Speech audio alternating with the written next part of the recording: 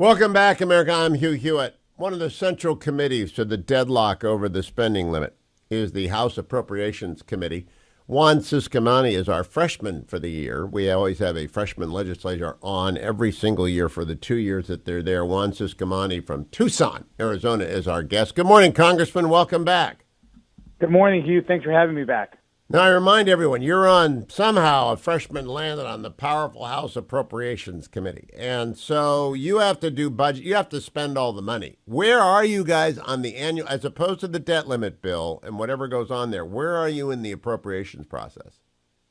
So we've been making progress. We had subcommittee markups last week on four different committees, and we were scheduled to mark them up in full committee this week. But it was announced actually last night, I'm sure you heard this, that they are postponing this to a later date. The Speaker has been hard at work on negotiating with the President, and we want to make sure that we keep giving him the full mobility here to do what he needs to do. So we're gonna need to postpone that. But definitely the work has been going on so far on four of the subcommittees.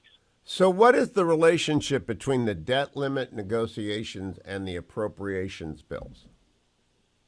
So the debt limit, what we're seeing right now is the Speaker leading this conversation with the President. What the debt limit negotiation does for us, obviously, it sets a limit of how much the Appropriations Committee will have to spend, to distribute, and how high we could go on the spending. And then that's when the appropriations process kicks in, and also the budgeting process, which initially a lot of people, and quite frankly, including myself, we had to separate these two and learn the exact process of the debt limit increase and how that related to the budget and the spending within appropriations.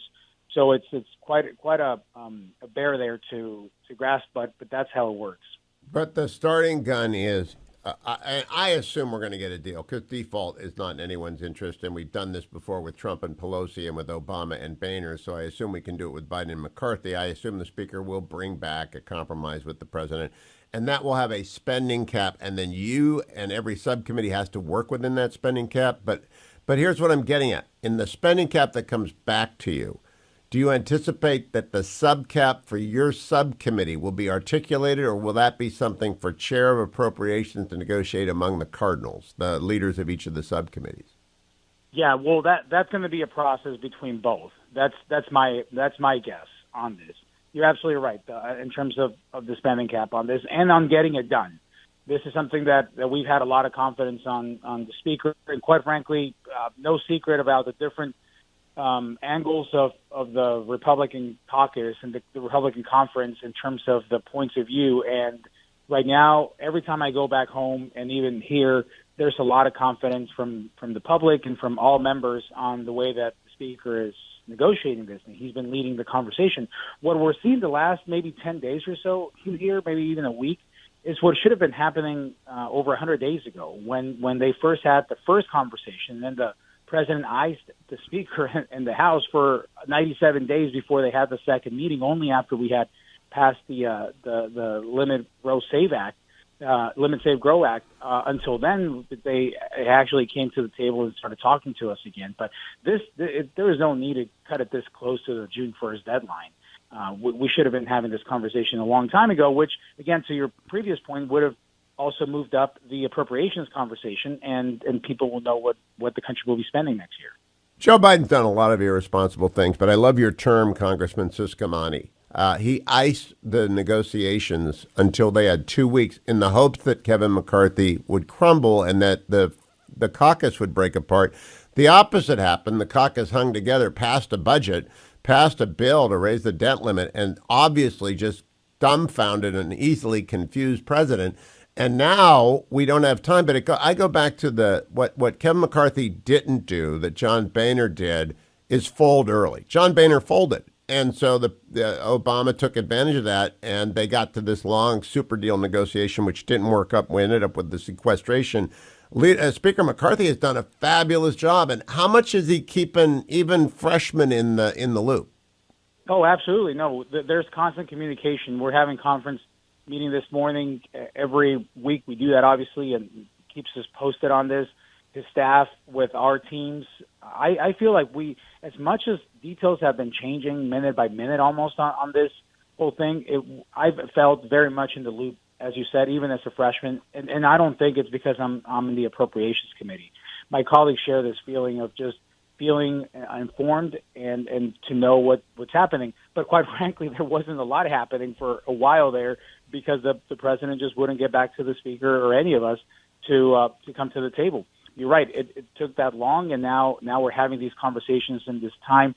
And they've been on the news and quoted a lot of the Democrats, especially in the Senate, saying that we were not going to get a deal done. And of course we did. The Speaker and the House delivered, and here we are. So they should have been ready, but they got caught flat-footed on this. And that's now, why you're seeing. Yeah, go ahead.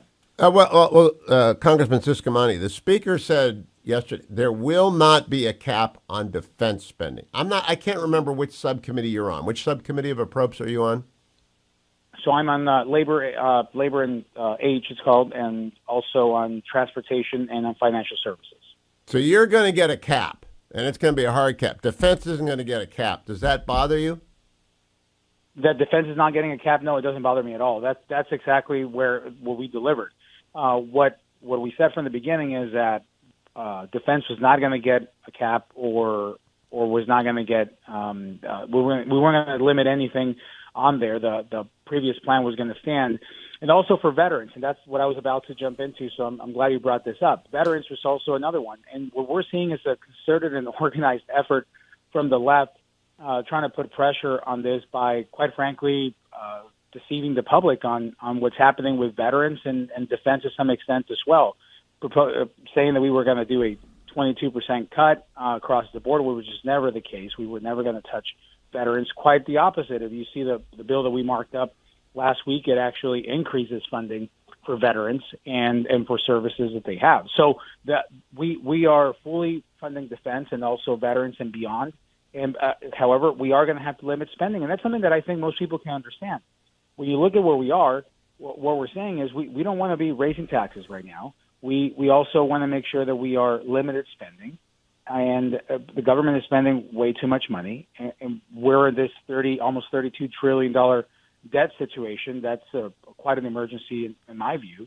We need to curb the spending behavior of the country, and we're suggesting these responsible limits on saving that would save us almost $4 trillion over the next 10 years. Quite frankly, in the big picture, I'm not sure that's a lot to be asking for. Some programs will take some limits. And that's the situation that we're in. It's not fun, but it's necessary. Now, Congressman, I want to ask you, because you're an Arizonan, and not only an appropriator, but an Arizonan. They have this big deal, and I think we have some B-roll of this, the Colorado River deal that emerged over the weekend.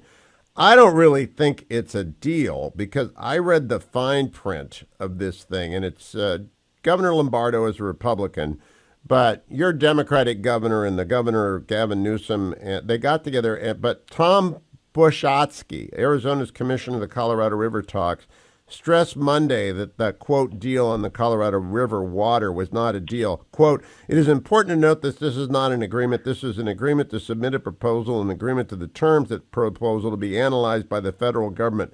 That's a really critical point for everyone. Do you like the, quote, deal? Have you had a chance to look at it? Because it looks like a severe and unnecessary, it's dressed up in green talk, but I think it's really a severe hit on California and Arizona.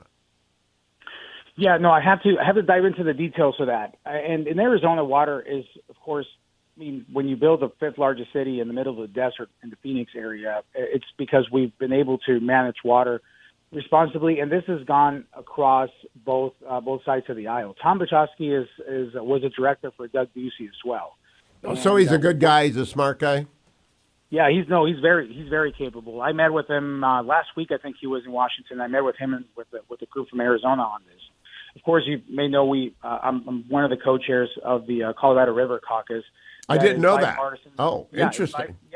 It's bipartisan and bicameral. We just kicked it off this Congress, and that's why I'm finding myself more in the middle of these conversations now than than before. And I'm very confident in Director Wachowski and what his view is on this. For the longest time, California just wouldn't come to the table. They had their own set of rules, and that's the way it was looking compared to the other lower basin states specifically. And those conversations have been making progress from what Tom told me last week. So I need to dive into details of that report. But we're going to have to come to something here. We had a good year. We had a good rain year this year actually, so far. So that's of course that's kind of like cutting a couple of trillion off a $32 trillion debt, like we were just talking about. Same with the drought that we've been in over 20 years. So one good year doesn't fix the problem, but it was better, and I think that gave it some room for further talks as well. Congressman, did Tucson have the kind of year in terms of water that California had, which is the most water?